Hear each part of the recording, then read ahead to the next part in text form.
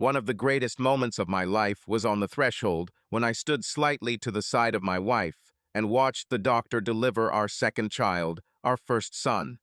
The head appeared, and with a final cry and effort from my wife Tracy, the Asian baby came out of her womb and into the doctor's arms. The room instantly fell silent, except for the heavy breathing of my exhausted wife. The doctor and two nurses didn't look directly at me. Rather, I noticed each of them stealing glances at me as I stood there in complete shock, my mouth open under my surgical mask. It seemed like my eyes might have popped out of their sockets, too. Not that there was anything wrong with the child. He seemed perfectly healthy as one of the nurses cleaned him, except that he was Asian. My wife comes from Scandinavian roots, and I am a typical Eastern European mixed type, and we both have no Asian roots in our DNA. The nurse who was cleaning him came to hand him to me, but I stepped back as if she was carrying a bag of dog poop. She then took it to my wife, who had by this time been cleaned up by another nurse, and handed it to her. Tracy looked at him with dull eyes, kissed him, and hugged him to her half-naked body. Until this moment, no one had spoken a word since birth. Feeling dizzy, I looked for a chair. Not finding him, I decided that the floor in the delivery room was quite suitable for passing out. I don't know how long I was unconscious, but when I woke up, I was lying on the bed opposite Tracy, who was sitting with the child, holding him tightly to her. Tracy was smiling and, from what I could hear, quietly humming a lullaby. Before I could get up, the nurse who was trying to hand me the baby leaned over me, speaking in a quiet but very confident tone. "If you're going to make a scene, I'm going to throw you out of this hospital right now," she said.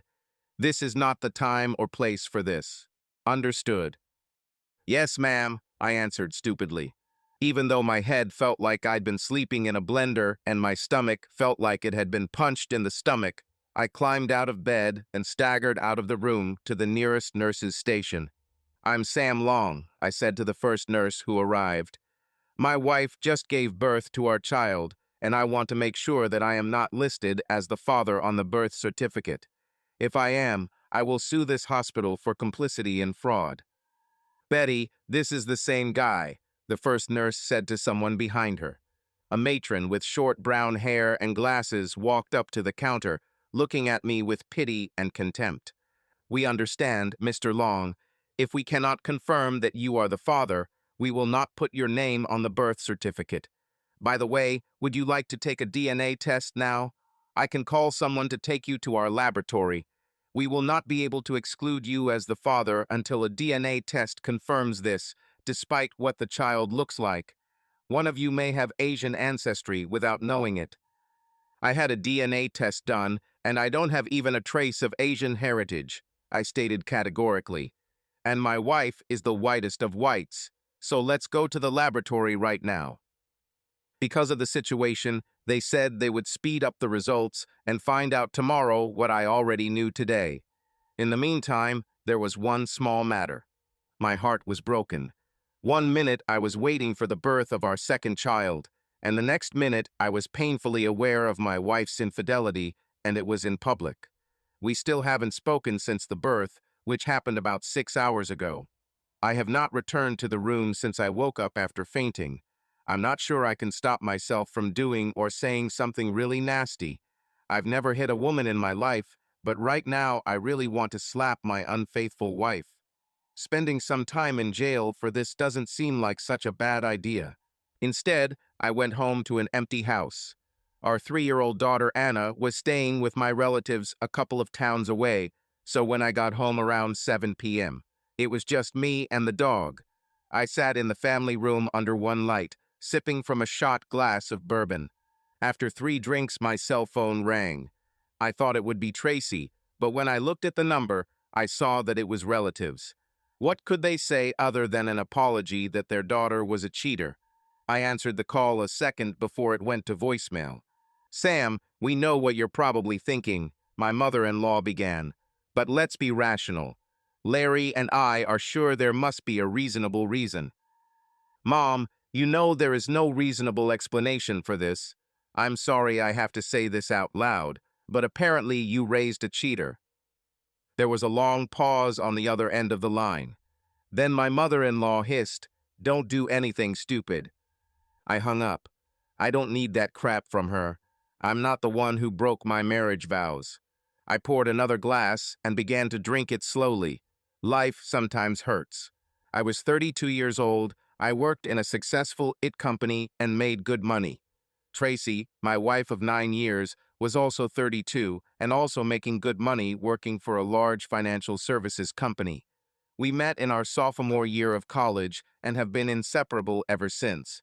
We got married a year after graduating, bought a nice house in a good area 2 years later, and 4 years later we had Anna, named after my late mother. We had our own jobs and hobbies, but we spent a lot of time together because we enjoyed each other's company.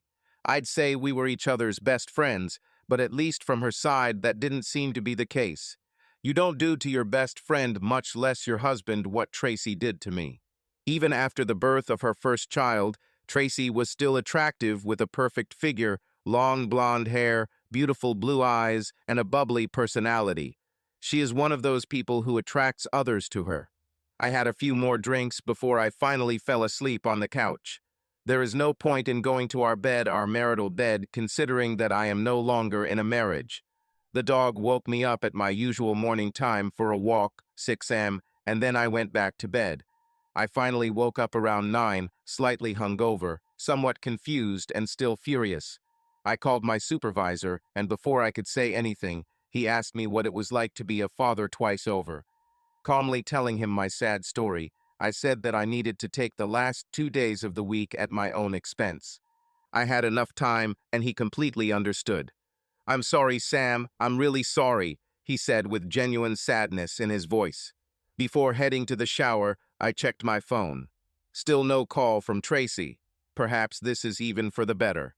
After I cleaned myself up, I called Stan Wise, an old friend and lawyer, told him my story, and made an appointment for the following week. Then I got into the car and went to the hospital. I still didn't know what I would say to Tracy, but those thoughts flew out of my head as I approached her room and saw her parents and Anna. They all looked at me as I approached the doorway, and Anna rushed towards me and hugged my legs. "Miss you, Dad. Have you seen my new baby brother?" "Yes, honey. Are you being nice to your grandparents?" I asked. "Yes, Dad. We're having fun," she replied. "Great. Keep being a good girl, and I'll see you in a few days." I then motioned for my family to take Anna and leave the room. On the way out, Larry put his hand on my shoulder and said quietly, "Be smart and reasonable." "I'm so smart that I'm not even armed," I replied, knowing that Larry knew about my 2 pistols and was proud of my skills on the range. Larry and Alma took Anna and left the room, leaving Tracy and me alone. I walked closer to the bed, but stopped 5 feet away. I didn't look at the child. I didn't go over and kiss Tracy on the cheek. I just stood there, staring into her eyes for about 10 seconds before she finally looked away. The feeling of wanting to hit her returned with renewed vigor. "Seriously, Tracy, couldn't have warned me? You had, 7 months to warn me. Didn't you find the time in your busy life?" I did not raise my voice and did not take my eyes off her face for a second. She looked at me briefly, switched the baby to the other breast, and immediately lowered her eyes again. "I was hoping it was yours," she whispered, "or at least looks like me. I bet I was hoping you were a cheater. So who is his father, and how long has this been going on?" She glanced at me briefly before looking down again. I think she was trying to gauge my anger before she said anything. "This is Victor Komatsu's son," she said almost defiantly. "We've been dating for about a year and a half. I'm in love with him." "You mean the boss prodigy? He's like 23 years old. Him," I blurted out. It was about Tracy's boss. "He is an MIT graduate and appears to be a rising star in her company. I will cut off his dignity," I said, raising my voice, trying to control my anger. "No, you won't," Tracy answered confidently, looking me straight in the eye for the first time since we started talking. "Why not?" I answered just as confidently. "Because apparently you didn't understand what I said earlier. I'm in love with him." "Oh no, you probably think he'll be forgiven because you, my wife, are in love with him. You're my wife, So anyone you love not named Sam Long is a piece of crap to me and receives no forgiveness. Sam, he loves me and I love him. You can't change that. I was wrong, Sam. I should have told you. But you can't change how we feel about each other. After you divorce me, let's get married to him. And when exactly did he replace me in your love? Is that why you had sex with him without a condom, so that it would happen so you could quickly throw me out the door? I could see the wheels turning in her head, trying to decide what to say without making me angry. Then she sighed quietly and began to talk. It started out as innocent flirting. Then it turned into dinners together. I never planned on sleeping with him. It just happened. So you thought this was innocent fun and didn't understand that a married woman with a family shouldn't have dinner with a single man, I interrupted her. She raised an eyebrow and continued. At first we used condoms when we had sex, and although the sex was great, it never felt right, so we gave them up in favor of clean sex. We tried to be careful with the timing, but apparently are not as careful as they thought. But I thought we were doing well, great even, and I know the sex was fantastic as long as you weren't faking your screams, I said. We were good, Sam, she said, and the sex was fantastic. I never faked anything with you.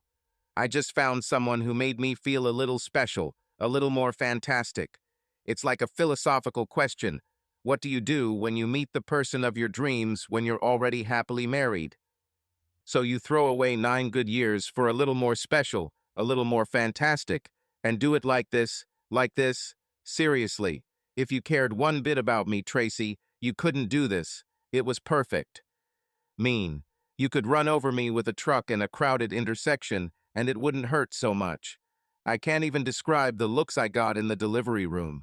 They think I'm pathetic, and you're a bitch of the highest order.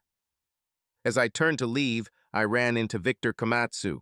When I realized who it was, I grabbed him by the jacket and threw him onto the notice board on the wall. The board collapsed, Victor's jacket tore, and he fell to the floor. "Stay away from me, bastard!" I screamed as 2 nurses entered the room. I went out. The divorce went relatively quickly as we divided everything we had except Anna. Tracy, as a mother, naturally received custody of Anna, with my visits every other weekend and a month in the summer. There was no alimony due since we had the same salary, but I still had to pay substantial child support. I did not say a word to Tracy during all the proceedings, but I asked my lawyer to let the judge know all the circumstances of my humiliation. This probably bought me a month in the summer with Anna, because even the judge recoiled when he heard about what happened in the delivery room. Tracy and Dickhead did not marry for another year after their divorce, as I learned from friends who remained friends with both me and her. Although I wasn't really looking for news, it was still interesting considering how much she said they were in love. I dated several women over the next few years and slept with most of the ones I dated, but I never considered remarriage. I just wasn't going to do it without feeling a real spark, but to be honest, the ending with Tracy had taken a toll on me, and I wasn't sure I could trust a woman unconditionally again. My time with my daughter has always been wonderful. I made sure nothing interfered with my time with Anna. I always gave her my full attention when we were together, and we did a lot of things together. Fishing, going to games, even getting matching locks of hair one time. Tracy stopped working about a year after she and Dickhead got married because he received a promotion to vice president and a significant increase in salary. I learned this from a few friends, but my daughter, in her innocence, passed this information along to me along with news of new toys or the latest family vacation. I never asked for information about her mother or family, and since I was doing well myself, I did not envy Tracy and Dickhead's success, even if they were better off than me. However, I did not hear from Anna how much fun she had with her parents or that they played and spent time together. By all accounts, Tracy and Dickhead adored the child, and Anna seemed to receive the remainder of the love. I was craving something new when I popped into a new pub for a drink and a sandwich after work on a Wednesday night. The place was fairly new, having opened maybe a couple of years ago, seemed clean, and was fairly well lit for a bar restaurant. There were about 30 customers in the bar, About 5 were sitting at the bar, the rest at tables. It seemed like a lot of the women were sitting in pairs, and as I sat down on the bar stool, I noticed that many were sitting very close to each other, rather than just randomly sitting at tables. And then it dawned on me. I was not only sitting in a bar where men meet men, but, to be precise, in a bar where women loved women. Well, how about a chance to hook up with someone here, I thought. But since I was not in the mood for adventure, I decided that the place satisfied my basic requirements, clean and well lit.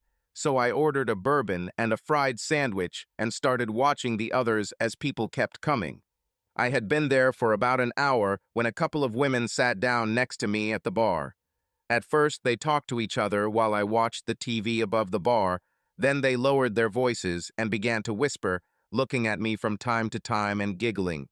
They were cute, I have to give them credit, but after 5 minutes of this giggling, I finally couldn't take it anymore. Listen, if I have barbecue sauce on my face or toilet paper on my shoe, just tell me and stop that schoolgirl giggling. You're killing me, I said in my friendliest tone, and that's how I met the women who would become my best friends and almost family outside of my daughter. We're sorry. We didn't mean to be rude, but apparently we were, the one closest to me said, introducing herself as Butch. The second also apologized and introduced herself as Sundance. Like Butch Cassidy and the Sundance Kid from the movie, I said, and they both laughed. Something like that, Sundance replied. You know this is a bar and you're out of luck here, Butch said. That's why we were giggling. You're so obviously straight and you're so obviously out of place. I'm not sure if I was insulted or received a compliment or both, I replied. Why can't a straight guy just hang out in a nice place like this, with good food, by the way, and not try to pick up someone? If I was trying to pick up someone, either of them would be a good choice, I thought. Butch had long brown hair, a beautiful face, and the body of a Greek goddess, while Sundance was a fiery redhead with snow-white skin, long legs, and if Butch was a 10, then she was a 9.5. So, stranger, tell us your name and your story, Butch told me, looking into my soul with her big brown eyes. How could I refuse? For reasons I still don't understand, I told both 30-year-old women the story of my life from the moment Tracy cheated on me until now, 9 years later. They both listened carefully, showing horror at the right moments. When I finished, I felt a huge sense of relief, I have to admit. By this point, I had already ordered drinks, and we had all had a few drinks, so at that point, I asked them to tell me their stories. They both easily admitted that they were women who were attracted to women, and we've been a couple for a little over 5 years. Butch was a lawyer by profession and said that although she tried dating men for several years, she finally admitted to herself that she liked girls in her early 20s and hasn't looked back since. Sundance, a medical technician, said she knew since she was 15 that she was much more attracted to girls than boys, but she tried out a few guys to make sure. We talked as if we had known each other for years. However, around 10 p.m. the ladies got up to leave citing their work commitments, but before leaving I asked them if they would mind if I came back and spoke to them again. We come every Wednesday night and sometimes on Saturdays, Sundance said. And we'd love to see you, as long as you don't mind being the only straight guy in a place where people might sometimes try to pick you up. Be polite and show class. Got it, I nodded. I started coming over on Wednesdays, and the three of us would eat, drink, and talk about everything.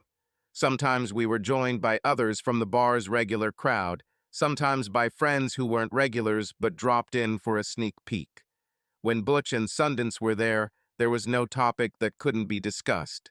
Sometimes my presence as the only straight guy made me an expert on certain topics. Sometimes I was the butt of jokes, but the relationships were real, and I enjoyed the company of the Royal Crown people enough that I started hanging out with a few of them outside the bar, and even introduced his daughter to several. This was the closest I've come to having a family since I got divorced, even if we were on different stripes. It got to the point where if I dated a woman more than twice, I had to bring her to introduce her to the family. In some ways, I no longer trusted my choices, but I also trusted Butch and Sundance to catch what might have passed me by. They were just as vigilant to have my back as my sisters. Life went on as usual with ups and downs, but overall was pretty good, when a few years later I received a call from Butch that she and Sundance had something important to tell me. Considering that I saw them several times a week, and we could talk about anything, anywhere, anytime, I was really starting to worry that this was actually something serious. My heart sank, thinking that perhaps one of them was seriously ill. In any case, we agreed to meet at their house next Saturday. 4 days of anxiety left me very nervous when I arrived at their house on Saturday at 2 o'clock in the afternoon. Butch, still beautiful as always, met me at the door with a serious face and led me into their living room, where the equally serious and equally beautiful Sundance was already sitting. Sundance offered me a drink, but I was too nervous to drink before I heard their bad news. Butch sat on the couch next to Sundance, and I sat in a chair a little to the side. Sundance began, "Sam, we know this will sound strange, but we want you to listen carefully to what we have to ask of you, and if you want to refuse, we will understand, and it will not affect our relationship with you in any way." "Sam," Butch interrupted, clasping her hands and leaning forward on the edge of her seat. "Sundance and I want to have a baby, and we'd like you to be the father. We can't think of a better man for our baby than you." "Damn it," I interrupted, causing them both to jump back a little. "I would be happy to donate my DNA to you. God, I really thought one of you was seriously ill, and that one of you was dying. Phew." The girls looked at each other and smiled, then back at me. "We don't want you to just donate DNA, Sam," Sundance replied.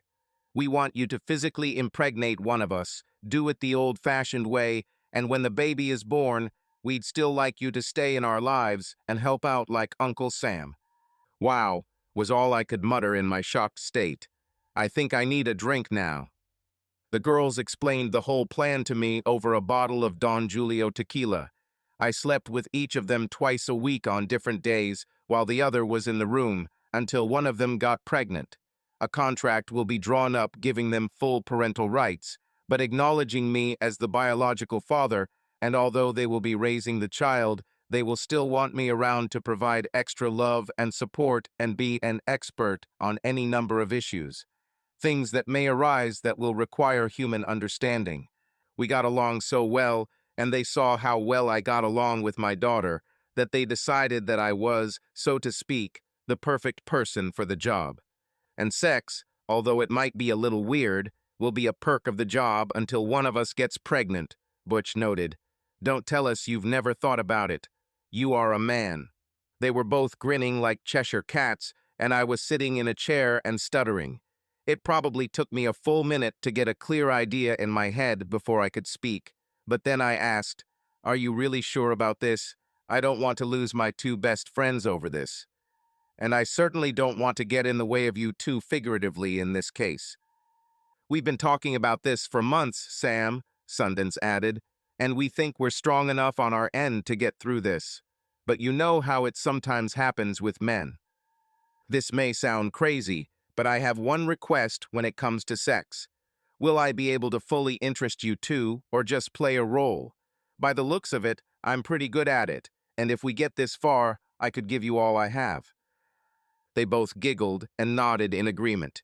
We have finished the rest of Don Julio. We scheduled Monday and Friday for me and Butch, and Tuesday and Thursday for me and Sundance. I also had no intention of seeking sex from anyone else during this time period because I decided that I would need all the strength I could muster for just my two friends. So, on the first night of our plan, I have to admit, I was just as scared as I was when I lost my virginity. These are my two best friends, practically sisters to me, and we had to have sex for procreation. Firstly, fun, and secondly, I don't know about the ladies, but I was sure that I was sweating a lot. The first night, I met the ladies for dinner at their home, something light and casual. We then retreated to their guest bedroom, where the bed was made and a chair was discreetly placed inside of the bed, but off to the side, almost at the back of the room. Butch stood up first, and after we awkwardly undressed, we lay down on the bed and Sundance walked over to the chair. Butch is a beautiful woman, with perfect 38DD breasts, a firm ass, and gorgeous legs. But the strangeness of the situation irritated me, and I couldn't stand up. Then we moved on to the fertilization session. "Damn, that was amazing," she suddenly exclaimed. "I can't wait for your turn tomorrow," Butch whispered to Sundance. I got up, went to the guest bathroom, cleaned myself up, and got dressed. Sundance gently led Butch by the hand into their bedroom, so I quietly left. The next night, it was Sundance's turn, and while the whole scenario was still pretty weird, I think we all felt a little more comfortable than we did the first night.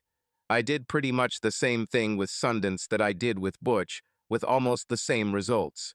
We then lay down next to each other and cuddled as we recovered before Sundance finally spoke. We repeated these scenarios for almost 4 months before Butch reported that she had missed her period 2 weeks ago. So we set a time for Butch to take a home pregnancy test, and I was included in the celebration. The test came back positive, and both women cried with happiness. This also turned me off. I must admit, I was very proud of myself.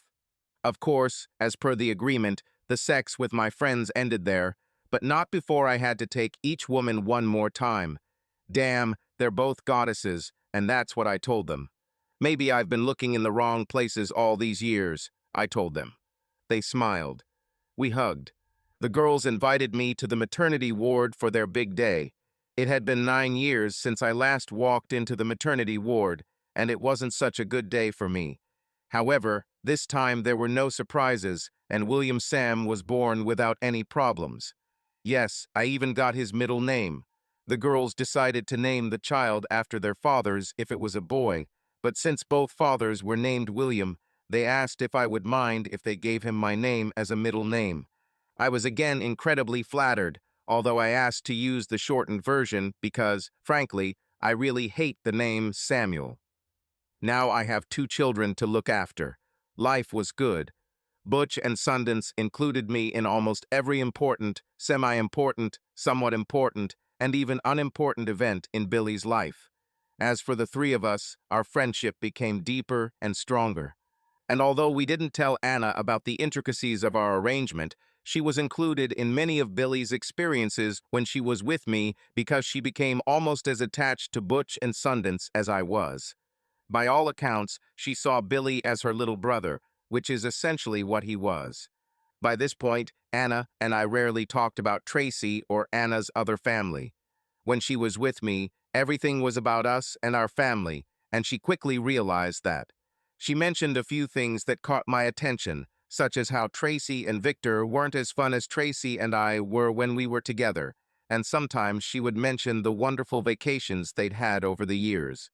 Although I made progress on my own and took Anna on wonderful vacations, Victor was the star of his company and made incredible money. He, Tracy, and their children moved to a prestigious area of the city a few years ago, lived well, and had a great vacation. To be honest, I was glad that they were able to provide my daughter with all the best, especially since she lived with them most of the time. Tracy and I barely interacted with each other, more by my choice than hers, except when we needed to coordinate something for Anna or on special occasions when I had to join them. These occurrences were kept to a minimum as we usually celebrated birthdays and Christmas separately. Another 6 years passed. I invited a girl to dinner at one of the most exclusive restaurants in our city, the Golden Peacock. I really liked this woman. We dated for about 6 months. Butch and Sundance both approved of her, and I received a great bonus at work for successfully completing a major project. It was going to be a great night, or so I assumed. So we're sitting at our table having our first few cocktails and appetizers when I happen to look around the room, and who I see sitting to my right in the darkened corner is Victor, and he's holding a woman's hand. Not Tracy, a young woman, a young pregnant woman, a young pregnant woman who was wearing a wedding ring. A young pregnant woman with a wedding ring who could have been Tracy's doppelganger 15 years ago. I almost choked on the stuffed mushroom I was eating at the time. Having apologized to my companion, I headed to the restaurant lobby. Finding a quiet place, I pulled out my phone and called my 22-year-old daughter. "Annie Lay," I said, using my pet nickname. "Are Mom and Victor still together?" Do they have any problems? No, Dad, why? She answered. What's happened? Damn it, I growled into the phone. Call Butch and tell her to meet me at the police station, and tell Mom to come to the Golden Peacock. I hung up and headed straight to Victor's desk. He was too busy to notice me until I approached the table. Then, as he turned to face me, I hit him with my right hand on the left side of his face, hitting him more in the head than I intended and breaking his arm. Doesn't matter. He leaned back in his chair, and before he could move, I grabbed his head in my hands and slammed his face into the table, breaking his nose and effectively knocking him out. While everyone stood there dumbfounded, I shouted to his companion to give me her phone number. After a moment's hesitation, she did as I said. As the restaurant manager cautiously approached, I quickly scrolled through her favorite contacts, found what I was looking for, and pressed call. While I kept the manager and another customer at bay, I screamed into the phone, I just knocked out the bastard who slept with your wife. She's at the Golden Peacock now. The manager was hesitant to get involved with someone he perceived as crazy, and the client who came to help followed suit, remaining in the shadows. A couple of other clients helped Victor, who had difficulty waking up. I approached my companion, apologized to her, gave her money for the taxi, and paid the bill for the food we had eaten up to that point. The police arrived within minutes, as did a crying and confused Tracy. She immediately ran to Victor, who admitted that he was fine, then came towards me, shouting every possible insult, starting with son of a bitch. Maybe you should thank me and stop insulting dickhead, I replied. Didn't you notice the younger version of yourself standing off to the side? This is his date for the evening, or have you forgotten how you and he first met? Are you saying that pregnant girl? Yes, and as far as I can tell, she's between 4 and 6 months along. She probably hasn't told her husband yet, hoping the baby won't look like Victor. What child doesn't look like Victor? I heard a voice behind me. I turned around and saw a rather large man standing behind me, looking confused and angry. Are you the guy who called me about my cheating wife? I'm the guy who called, and he's the guy your wife cheated with, I said, pointing at Victor. Sorry to break it to you, but now you can get a DNA test done before the baby is born, or while you're not in the delivery room and your wife is giving birth to an Asian baby. I've been through this before, about 19 years ago. With these words, he grabbed his pregnant wife by the hand and dragged her out of the restaurant. One of the police officers on the scene, however, told him to be careful or risk spending time in prison in the cell next to me. At this point, I was handcuffed, read my rights, and led to a waiting police car for the ride to the police station. The police were very careful when handling me, not sure that I was not crazy, given the quick execution I had inflicted on Victor. Butch was already at the police station when we arrived. She quickly bailed me out on the battery charge since I had no prior arrests, and then we went to the emergency room to get my broken arm treated. So what the hell got you so mad? Butch asked me bluntly as we drove. When I saw that bastard holding her hand and that girl who looked like young Tracy, I knew right away what was going on, I replied. If his modus operandi stays the same, I bet he's her boss and she's in love with him. I've already seen it once, and that bastard won't get a second free pass. By the way, have you seen the size of that girl's husband? He's supposed to be 6'4", 275 pounds. God, I hope he makes Victor pay. Butch put her hand on my shoulder to calm me down. You did pretty well yourself, Rocky, she teased. Perhaps if we report a temper tantrum, you'll get off with community service, although once you laid hands on your ex-wife's husband, the situation changed. I wish someone would have done this for me all those years ago, I replied. You still love her, don't you? Is that why you went for Victor so much? Butch asked. I think I will always love her to some extent, I replied. I don't like it when loved ones are hurt, even former loved ones. The next day, Sunday, Butch, Sundance, and Billy came to my house to help me get used to having my right arm in a cast. Anna also came to help earlier in the day and brought with her news of what happened between Tracy and Victor when they returned home. She said the scene was terrible and Tracy kicked the bastard out of the house. Apparently, she doesn't like it when things change places, Sundance noted. Maybe it was for the best that I never made Tracy too angry when we were married, because she clearly didn't take the incident well. After she kicked Dickhead out of the house, she called his company and spoke with the president about Victor's inappropriate relationships with female employees, including herself, which was against company policy. Faced with an angry Tracy and seeing the state I left Victor in, the company decided it couldn't afford any negative publicity and immediately fired him with very few benefits. Sundance found out about it through her connections and told me over dinner shortly after at my house. This was more than satisfactory for me. As for me, I spent 5 days in a cell and received 100 hours of community service. My absence from work during this time was unpaid because although my boss privately said he was pleased with how I handled things, from a corporate perspective, he could not approve of my actions. I completely understood this. 3 years later, I'm sitting at a table at the Royal Crown when a familiar figure comes up behind me, puts a hand on my shoulder, and asks if I can have a seat. I turned to see my ex-wife, still looking good at 54, and said, "Why not?" As she sat down across from me, I noticed that in the 22 years we had been divorced, she had gained about 20 pounds, with half of that weight probably lodged in her breasts. She had a few wrinkles, but otherwise she was still attractive.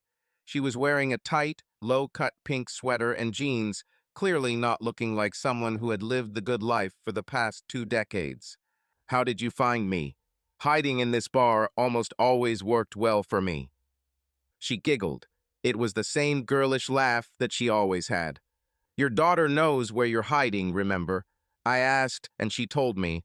She also told me to be careful, because if I run into you here, Butch or Sundance will break my legs. "It's quite possible," I noted. "So, assuming you're not here to bother me, what do I owe for such an important visit? I haven't spoken more than a few hundred words to you in the last 20 years, and frankly, I don't plan on saying a few hundred more in the next 20. Be kind. Can't old friends meet for a drink? Are we old friends now? I thought we were divorced couples, and I'm still trying to wrap my head around the fact that you broke your vows with another man." She stood up to leave, took a long look at me, and headed towards the exit. I made no attempt to stop her. The next time I saw Anna, the first thing she did was tell me off for being cruel to her mother. I wasn't cruel. I was honest. "I'm sorry, but facts are facts. She cheated on me with another man and gave birth to his child, which I only found out about in the delivery room. This can't just be forgotten, honey. Over the last 20 years, I've gotten a couple of lame apologies and a poor explanation for why she cheated on me in the first place. Don't you think she should show some decency?" My daughter lowered her head in defeat. "What's going on, Annie Law? You've never interfered in our relationship before. Why are you starting now? Are we going to start a new tradition of celebrating our divorce anniversary?" "Dad, 3 years have passed since Mom separated from Victor, and 2 years since the divorce was finalized. During this time, she did not date anyone. When I raised this issue, she said that the only man she'd like to date is you, or Harrison Ford, and since Harrison is unavailable right now, I thought maybe I could arrange a meeting between two of my favorite people for the evening. Could you do this for me? And for her, my request, my favor, requires nothing from her. I can Anna, but only if she answers my questions. I've already played the fool once." 2 weeks later, Tracy and I repeated the same scenario at the Royal Crown, but this time Tracy was much more reserved. Once she sat down, I didn't even have to push her.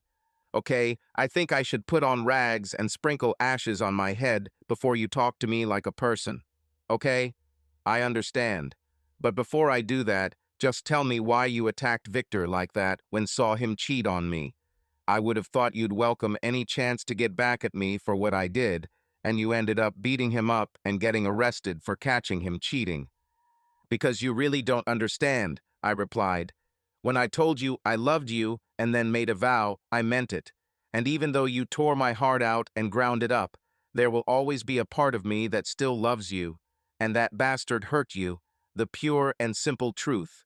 No one should feel that pain, especially you. I never wanted anything bad for you, despite the way you treated me. The pain on Tracy's face told me everything I needed to know. Then she finally found the words to explain her actions from many years ago. They say that men think with their bottom brains half the time, she began. But if that's true, then women love with their bottom brains half the time, and I'm living proof. Why else would I give up the best I had for the sake of mediocrity? When Victor first started flirting with me, there was some high school excitement, some special magic. I had to stop it immediately.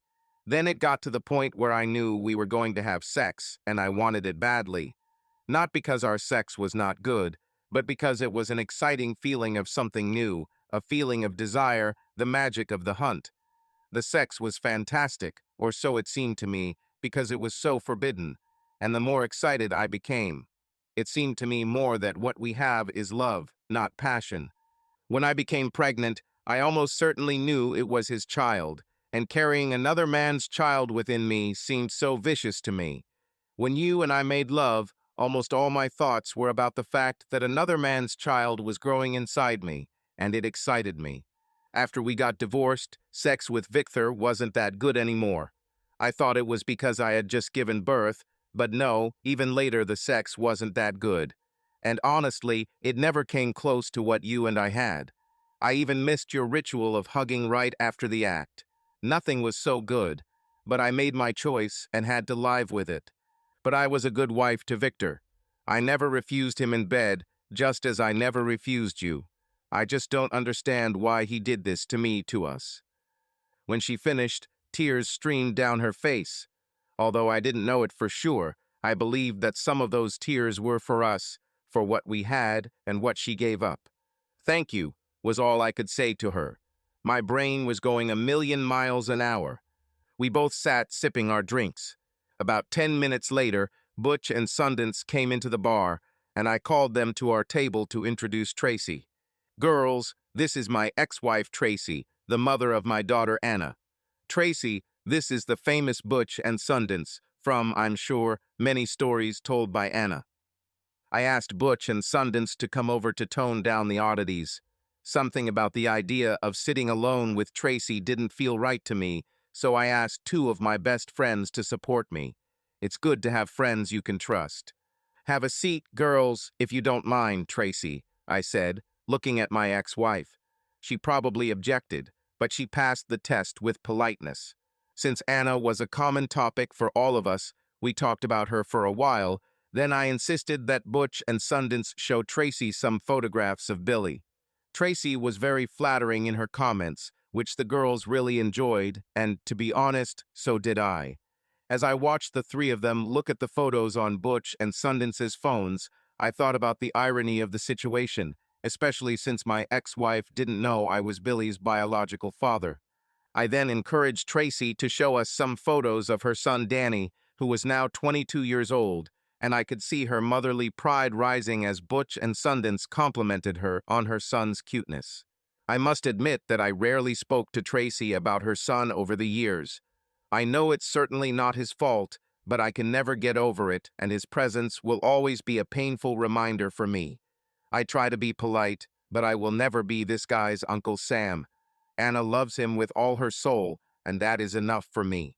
The four of us sat, drank, and chatted for about 3 hours. Everything went well, although at some point I went to the toilet, and when I returned, Tracy was red, and all three of them were silent for a while. When Tracy went to the bathroom a little later, I asked Butch and Sundance if there was any trouble. Only if she plans to get you in trouble, Sundance replied. I told her that if she bothers you, I will break her legs and Butch will get me acquitted. Sundance didn't smile when she told me what Tracy said, and I'm sure she didn't smile when she told my ex-wife. Considering that Anna had warned her about the girls being protective of me, I could see that Tracy understood this clearly. The girls had to get back to their babysitter, and I had to get up for work in the morning, so we called it a night around 10. Before we parted ways, Tracy leaned over and kissed me on the cheek, saying she had a nice time and maybe we could do it again. And maybe next time we could do without your advisors and security team, she asked. No offense, girls. No offense taken, Butch replied, and Sundance nodded in agreement. Tracy and I met again at the Royal Crown a couple of weeks later, this time without Butch and Sundance. Then we tried neutral territory, so to speak. We enjoyed each other's company. It was like dating, but with more history and pain between us. Anna, for example, was delighted with this situation. On our fourth date, one thing led to another, and before I really knew it, we found ourselves at my house acting like a couple of horny teenagers until I realized it. I made no attempt to alleviate her situation and actually kicked her out of the house. It was an awkward and quiet drive back to her house to drop her off. 2 days later, I received a call from Butch and Sundance. They wanted to meet at the Royal Crown the next evening. For their sake, I was ready to do anything, so we met the next evening at 6 for dinner. I arrived first and took us to a table. The girls appeared 5 minutes later, followed by Tracy. This was an obvious conspiracy. It turns out that 3 women got together after my last date with Tracy. Tracy went straight to the court of last resort Butch and Sundance. They had a frank discussion about our date, and Butch and Sundance took Tracy's side. I felt like a child being scolded by my parents. Listen, dumbass, we understand that you had a bad experience, a terrible experience many years ago, Butch began in her lawyerly tone. But it's time to grow up. It was almost 20 years ago, you got divorced. It's over. If you had no history and she was just another woman, would you want to date her? Would you want to take her? You wouldn't even think twice about it? Look at her. Of course you wouldn't. You both paid the price for what happened almost 20 years ago. It's a new day, a new beginning. Now get your act together and give this woman the same amazing experience she deserves. Got it, mister? We both know, and Tracy knows too, what are you capable of. Now get out of this bar and get down to business. I looked back at Butch, then at Sundance, grabbed Tracy's hand and pointed her to the door. Then I spanked her ass and said, "Move." Just before leaving, I had a funny thought and turned around to see Butch and Sundance grinning at me like Cheshire cats. If I had not lived this life, I would never have believed it if I had read this story on some internet site. But sometimes it's not fiction. Subscribe to our channel so that your love doesn't cheat on you, and go ahead and listen to the next story, because this story is nothing compared to the next one. If you're under 18, don't even think. Click to the next one. Click to the next one. Click to the next one.